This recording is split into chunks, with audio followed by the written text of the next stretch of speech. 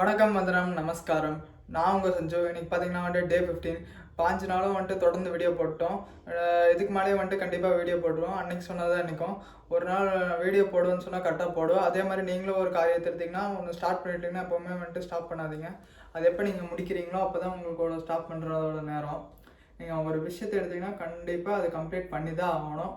அதுதான் ஏன்னா நீங்கள் ஸ்டார்டிங் அந்த வேலையை எடுக்கும்போது நீங்கள் கம்ப்ளீட் பண்ணுவீங்கன்னு நினச்சி தான் அந்த ஒர்க்கை நீங்கள் எடுத்திருப்பீங்க. பாதியாக ஸ்டாப் பண்ணால் உங்களோட செல்ஃப் ரெஸ்பெக்டை நீங்களே ஒரு மாதிரி இழக்கிற மாதிரி வரும். அதனால் அந்த தவறை மட்டும் எப்பவுமே பண்ணாதீங்க. முக்கால்வாசி நான் எத்தனை நாள் இப்போ தொடர்ந்து ஒரு 5 நாள் வீடியோ போட்டிருக்கேன்னு வச்சுக்கோங்களேன். 5 நாள் வீடியோ போட்டதும் இல்லாமல் என் லைஃப்பையும் நிறைய விஷயத்தை இம்ப்ரூவ் பண்ணியிருக்கேன். நான் எத்தனை நாள் ரெகுலராக ஜிம்முக்கு போனேன் கரெக்டாக. எத்தனை நாள் கரெக்டாக 5 நாள் தொடர்ந்து படிச்சிருக்கேன். கிட்டத்தட்ட பார்த்தீங்கன்னா டெய்லி 1 மணி நேரம் படிச்சிருக்கேன். 1 மணி நேரம் படித்தது கணக்கு பார்த்தீங்கன்னா 5 நாள் படிச்சிருக்கேன். 5 மணி நேரம் கிட்ட தொடர்ந்து படிச்சிருக்கேன். ஜஸ்ட் எனக்கு அதில் கிடச்ச நாலேஜே வேறு லெவல் இருக்குது. எப்படி சொல்கிறேன்னா சின்ன சின்ன விஷயங்கள்லாம் புதுசாக பார்க்க முடியுது. சில விஷயங்கள்லாம் அச்சீவ் நான் கொஞ்சம் பெரிய பெரிய கோல்ஸ்லாம் அச்சீவ் பண்ணியிருப்பாங்களா அந்த ஷார்ட் பீரியடில், அவங்கள பற்றியெல்லாம் நான் ரெகுலராக படிச்சுட்ருக்கேன். அல்ட்ரா லிவிங்னு சொல்லிட்டு ஒரு புக்கு, சரியான புக்கு. பார்த்தீங்கன்னா நீங்கள் உங்களுக்கு வேணுன்னா சொல்லுங்கள், நான் உங்களுக்கு அது லிங்க்கில் பிடிஎஃப் அனுப்பிச்சுடுறேன். அதுவும் இல்லாமல் நீங்கள் சும்மா போயிட்டு கூகுளில் க்ரோமில் போய்ட்டு அல்ட்ரா லேர்னிங் பிடிஎஃப்னு போட்டிங்கனாலும் வரும். இன்டர்நெட் அச்சீவரில் இருக்கும். அந்த இன்டர்நெட் அச்சீவரில் பார்த்தீங்கன்னா நீங்கள் எந்த ஒரு புக்கோட பிடிஎஃப் தெரியுங்கனாலும் உங்களுக்கு கிடைக்கும். நீங்கள் போய் எடுத்துக்கலாம். நான் அந்த ஒரு வெப்சைட்லேருந்து தான் டவுன்லோட் பண்ணேன். அந்த புக்கில் ஒரு ஷார்ட் டைமில் இப்படி லேர்ன் பண்ணுறது, ஒருத்தர் செல்ஃபாக எப்படி அப்சசிவாக லேர்ன் பண்ணால் எப்படி டக்குன்னு லேர்ன் பண்ண முடியும். கிட்டத்தட்ட பார்த்தீங்கன்னா ஒருத்தர் ஒரு கேமை டெவலப் பண்ணுறது கிட்டத்தட்ட ஒரு 3 வருஷம் 4 வருஷத்துக்கிட்டே டெவலப் பண்ணிட்டாரு. அதுன்னு பார்த்தீங்கன்னா மற்றவங்க எல்லாருமே 3 வருஷம் 4 வருஷத்துல டெவலப் பண்ணுவாங்களேன்னு நீங்களும் சொல்லலாம். ஆனால் அவர் என்ன பண்ணார்னா ஒரு டீம் இல்லை, அவருக்கு ஒரு கம்பெனி இல்லை, எதுவுமே இல்லை. மற்ற கேம் டெவலப் பண்ணுறவங்களாம் ஒரு கம்பெனி வச்சுருப்பாங்க. ஒரு ஆயிரக்கணக்கான ஆர்டிஸ்ட்டு, ஆயிரக்கணக்கான கிராஃபிக் டிசைனரு, ஆயிரக்கணக்கான திங்கரு, ஆயிரக்கணக்கான அந்த டிசைனிங் போடுறவங்க, ஆர்ட் வரைகிறவங்க எல்லாருமே இருப்பாங்க. பட் ஆனால் இவர் ஒன்றே ஒன்று தான் அவர் மனசுக்குள்ள தோணுச்சு. ஒரு கேமை டெவலப் பண்ணோம், இவர் கேம் உருவாக்கணும்னு மட்டும்தான் தோணுச்சு.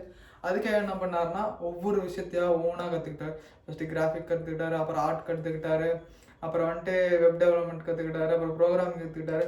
கிட்டத்தட்ட பார்த்தீங்கன்னா இது எல்லாமே ஒரு 5 வருஷத்தில் கற்றுக்கிட்டாரு. இந்த ஸ்பீட் லேர்னிங் சொல்லுவாங்க. கிட்டத்தட்ட ரொம்ப அப்சசிவாக இருந்து ஒரு தனியாக இருந்து அதுக்கான அவங்க டைமை ஒதுக்கி ஒதுக்கி கற்றுக்கிட்டாங்க. அதே மாதிரி அவங்களால ஒரு மனுஷனால ஒரு விஷயத்த கற்றுக்க முடியுதுன்னு நம்மளால கற்றுக்க முடியும். ஏன்னா அவங்களுக்கும் ரத்த சதை தான் இருக்குது, நமக்கும் ரத்த சதை தான் இருக்குது.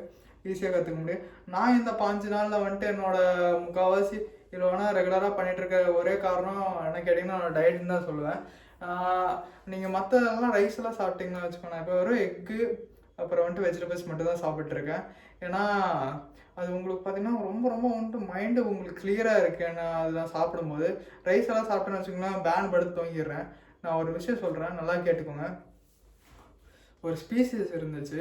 அந்த ஸ்பீசிஸ் பார்த்தீங்கன்னா எந்த இடத்துக்கு போனாலும் மற்ற ஸ்பீஷஸோட 90% ஆஃப் அழிவுக்கு இந்த ஸ்பீஷஸ் தான் காரணமாக இருந்துச்சு. இந்த ஸ்பீசிஸ் என்ன வேறு யாரும் இல்லை, நம்ம தான்.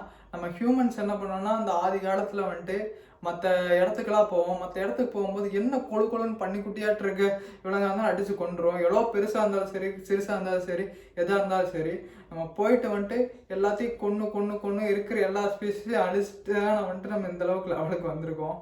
அப்போனா நம்ம முக்கால்வாசி அந்த இதுக்கப்புறம் தான் நம்ம வெஜிடேரியனாக மாறினது.